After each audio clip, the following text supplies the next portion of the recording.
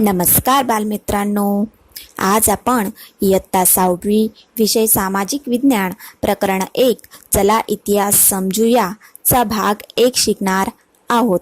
बालमित्रांनो, तुम्ही इयत्ता 5वी पर्यंत पर्यावरण विषय शिकत होतात, बरोबर ना?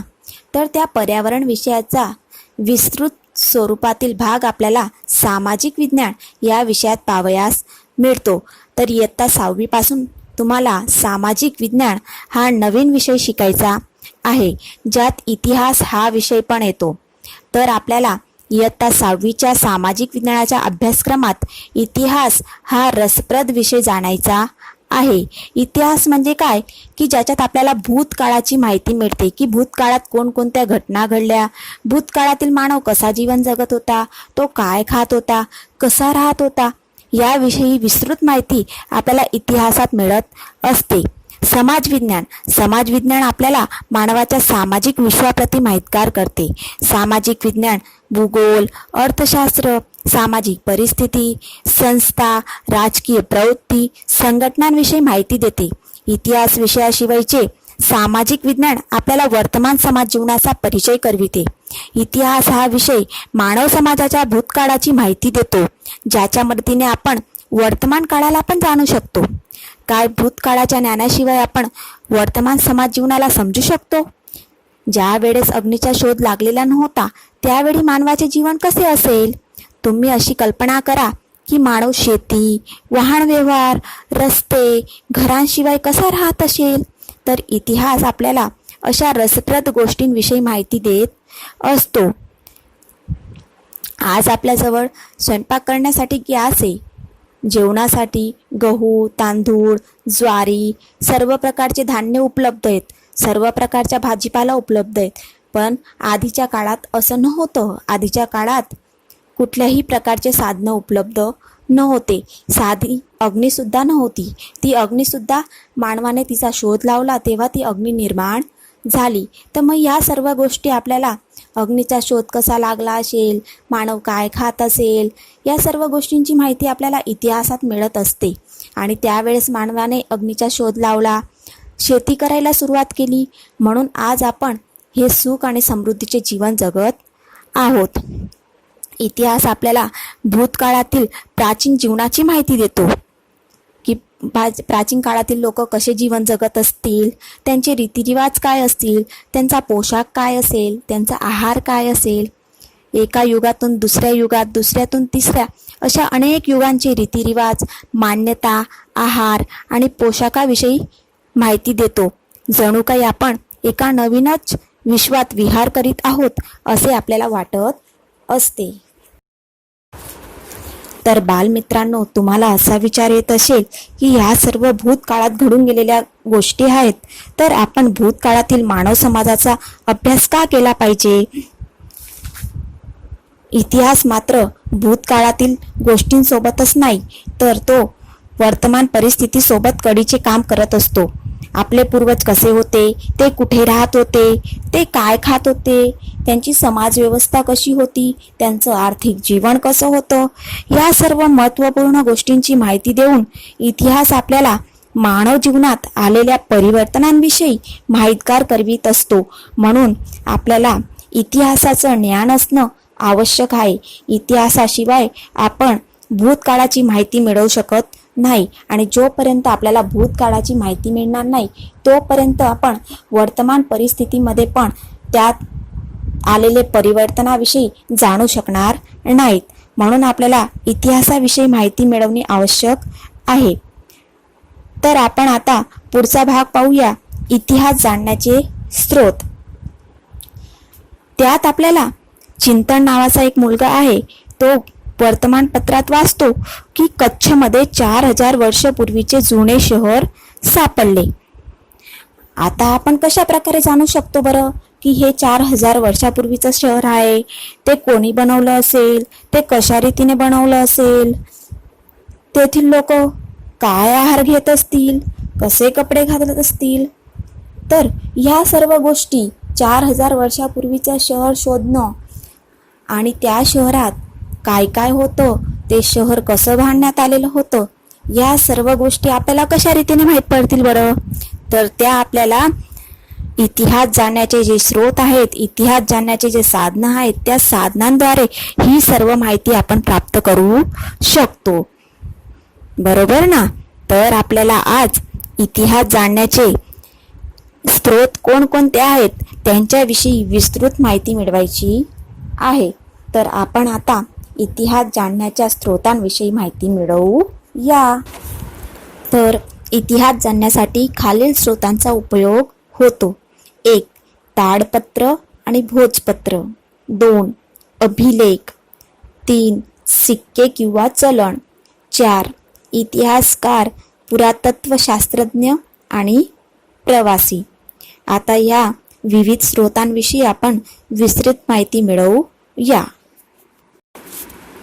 बालमित्रांनो, ज्या प्रकारे आज आपण लिहिण्यासाठी पेन आणि वहीचा उपयोग करतो, त्याप्रमाणे प्राचीन काळातील मानव लिहिण्यासाठी ताडपत्र आणि भोजपत्राचा उपयोग करत असेल.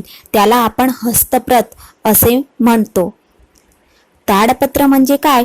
तर ताडच्या वृक्षाच्या पानांवर लिहिलेले हस्तप्रत. तसेच भोजपत्र म्हणजे हिमालयात आढळणाऱ्या भोर्ज नावाच्या वृक्षाच्या अंतरसालीवर लिहिलेले हस्तप्रत. तर ताडपत्र आणि भोजपत्रावर लिहिलेल्या हस्तप्रतमुळे भारताच्या प्राचीन युगाच्या मनुष्याविषयी माहिती मिळते. हे असे हस्तप्रत मंदिर आणि मठांमध्ये सांभाळून ठेवलेले आहेत. अशा हस्तप्रत पोथी स्वरूपात पण पाहावयास मिळतात, ज्यात धार्मिक रीतिरिवाज, कर्मकांड, महाकाव्य, नाटक, गोष्टी, राजांची जीवनशैली, विज्ञान, शिक्षण, दवा तसेच प्राण्यांविषयी पुष्कळ प्रमाणात माहिती मिळते. तर समजले विद्यार्थी मित्रांनो, जसं आपण आताची सर्व माहिती आपल्या वह्यांमध्ये लिहित असतो, त्याप्रमाणे त्या काळातील लोक त्यांची माहिती ताडपत्र आणि भोजपत्रामध्ये लिहत होते. राजा कशा प्रकारचे जीवन जगत होते, त्यांची राज्यव्यवस्था कशी होती, त्यांची भाषा कोणती होती, अशा प्रकारची सर्व माहिती त्यांनी ताडपत्र आणि भोजपत्रांमध्ये लिहून ठेवलेली आहे. आणि ती ताडपत्र आणि भोजपत्र मंदिर आणि मठांमध्ये सांभाळून ठेवलेले आहेत. मग त्याच्या आधारावर आपल्याला समजते की त्या काळातील लोक कसे जीवन जगत होते. अशा प्रकारे आपण ताडपत्र आणि भोजपत्रांविषयी माहिती मिळवली. आता आपण इतिहास जाणण्याचे स्रोत 2. अभिलेखांविषयी माहिती मिळवू या. अभिलेख.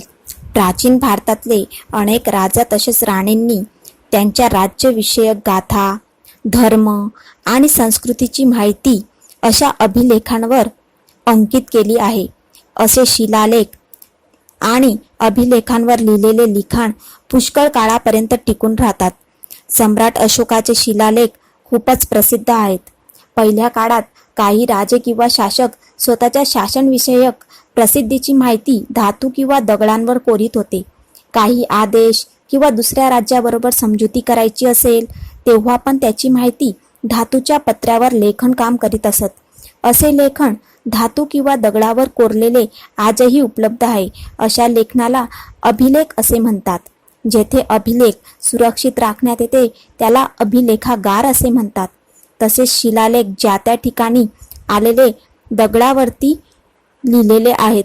वर्तमान काळात अशी सरकारी अभिलेखागार आहेत. उदाहरणार्थ दिल्लीमध्ये आलेले राष्ट्रीय अभिलेखागार. तर पुढचा स्रोत आपण शिकणार आहोत ताम्रपत्र.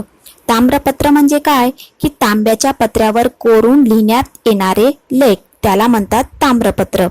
तर प्राचीन काळातले जे राजे होते त्यांनी स्वतःची शासन व्यवस्था तसेच स्वतःच्या दानाची माहिती या ताम्रपत्रांवर लिहून ठेवलेली आहे.